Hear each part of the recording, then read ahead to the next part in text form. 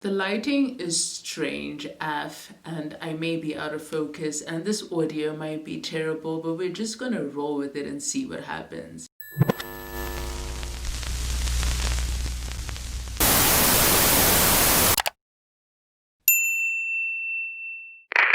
Hey guys, Mudiwa here, welcome to my channel, welcome back, and if you're new, it's nice to meet you. In fact, if you're new, it's a great video to click on because I don't know, I was just in my note app last night and I was compiling a list of really strange, weird, but normal, relatable things about me that I don't know why I was compiling this list, and I was like, I'm just gonna make a video about it, and here we are. I take hours to watch a single movie.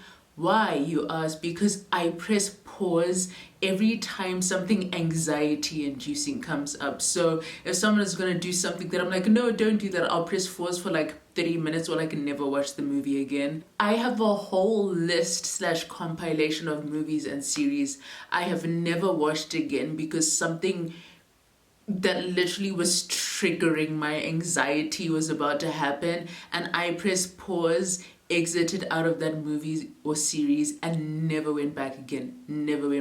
Yesterday I watched a movie that was an hour and a half long and it took me 4 hours to watch it because I kept on pressing pause and freaking out, and I'm like, okay, let's build up the courage to watch it again. I really love fluffy things, but like it's not like one of those haha I love fluffy things, like to the point where anyone who looks anyway like the hottest person alive could be talking to me and they'll be wearing a fluffy jacket and the dialogue going on in my head would be, Mudiwa, don't touch it, don't touch it, don't touch it, don't touch it, don't touch it. And I would be holding back my arm, like my hand, from like running my fingers through fluff. I love fluffy things. Oh my gosh, I want a chow chow so bad. He's so fluffy, I'm gonna die! If I got a chow chow, I probably would never leave my house. I would never leave my house. You'd never see me again. Oh my... He's so fluffy! Dude, fluff is just... I can be really hard to love, but when I love, it's so intense and it's so boundless and it's so big and it's so unconditional. The explosion, my personal love explosion, is so huge that a lot of the time I get hurt from the shrapnel because it's just that explosive. It's like, it doesn't take much for me to love you. I will always look beyond your imperfections, beyond your flaws, searching for the deeper person. And it gets to the point where, because I'm not looking at everything wrong with you and I'm looking at the good with you, sometimes I've missed red flags. And this is just not in relationships, it's also in friendships. When I love you and it's hard for me to unlove you. And once I move on from you, I moved on from you and there's no going back. That's just how it is with me. This lighting is changing because I'm sitting in front of the window and like, I don't know, the winter sun, like the way that it angles itself is weird. I tend to open up more to people that I know won't invest, and the people who are ready to invest, suddenly a wall goes up.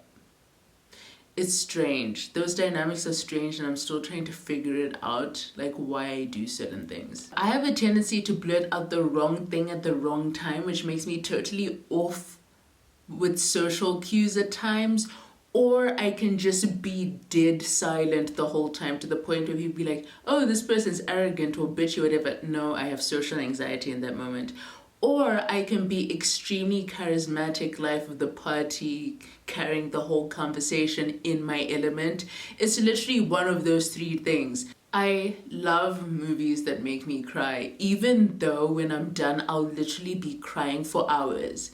It'll be like the movie was emotional, whatever. Other people like, oh, that was emotional, shed a few tears, move on, video. For the next 3 hours, pillow soaking wet, crying in my feels onto the next one. Like, you either love me, you hate me, or you find me annoying. There's like hardly an in-between when it comes to me. But I feel like that's the same with so many people. And a lot of the time people hate you or find you annoying because they don't really know you. Now we're gonna move on to a certain topic, minions.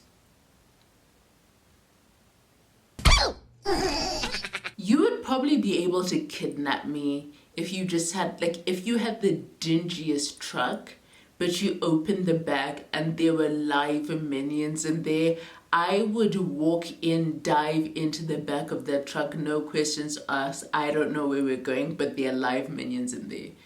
That is literally one way to like actually connect. Like if someone opened the back of their truck and real live, if Bob was in there, fam, people who know me will understand, bro. Like I love minions so much. Adding on to that, my favorite store is the toy store. Like I remember back in the day, like me and my guy friends, when we would go to the mall and stuff, like my first thing would be like, guys, can we go to Reddy's? Guys, can we go to Reddy's? And I remember this one day, actually, I just got a memory. Literally, we go into the toy store and like another thing that I absolutely love, I love bubbles. So I bought bubbles and like we were at the mall, like the whole freaking day, I was just blowing these bubbles and blowing these bubbles and blowing these bubbles. Like everywhere we went, like down the street, in the shuttle, I was blowing bubbles, in the elevator, bubbles. There were just bubbles the whole freaking day. And I remember we got back to the apartment, and shout out to Jermaine if you're watching this. He literally turned around, looked, I think I blew, I don't know what I was doing, but maybe I blew too many bubbles or something. This man, he turns around, looks me dead in my optic lenses. Shout out KFU. I looked this woman in her optic scams. He looks me dead in the eye socket. I looked my woman in the eye socket. He looks at me, takes the cap, breaks it in half, throws it in the pot plant and storms off and huffs finally. And I was just standing there with my bubble solution like, does anyone else wait for their porridge or custard to form that like skin at the top before they eat it? Because I swear that's the best part. I've been doing this since I was a kid. And side note, that like the bottom scrapes out of a porridge pot, especially if you cook it like, if you cook porridge and you add sugar in it while you're cooking it, those bottom scrapes at the bottom of the, that is a delicacy, fam. If you know what I'm talking about. Like getting your spoon and scraping the bottom like crusty part of the porridge. It is so freaking good, bro. Whew. That just took me all the way back to my Mbuya's house. And lastly, the last point is, if you ever wonder why I cut you off, walked away, stopped talking to you and never looked back, it's because there's a 99% chance that things were just so toxic, that relationship was imbalanced. I looked past a lot of things. I gave a lot in that situation and didn't get a lot back. And to be fair, a lot of the time I give a lot in situations and relationships and friendships, but I don't say exactly what I'm doing and I don't explain it. Even when it comes to the toxic things, there's also a 99% chance that I didn't say those things were toxic or hurting me when it was happening. It's just that I'm just a very non-confrontational person. I'm a bit of a doormat sometimes, which I'm working on, and like people will just do things and do things and do things, and I'll give a second chance, I'll turn the other cheek and this, but then like sometimes there's just that point where it's like the straw that broke the camel's back, and I just reach my point of I just can't do this anymore and I walk away. And that is me choosing myself or being selfish for once. And you may be taken aback and be like, why did this person turn away? Why, like, she's such a bad person? But it's like, there's so much that I feel like was imbalanced in that relationship, was toxic, that just didn't work well. And I just had to cut myself off from that situation. So if you ever wondered, that is why. So these are all a bunch of things about me that you probably did not have an interest to know, probably didn't want to find out, but I felt like, I don't know, like I've said before, my channel is literally like my video diary. I'm going to be able to look back at this in like 10 years, 20 years. My kids can watch these videos, my grandkids can watch these videos, and we can all laugh about it together. Thank you so much for watching this video, guys. And yeah, I will catch you in the next video.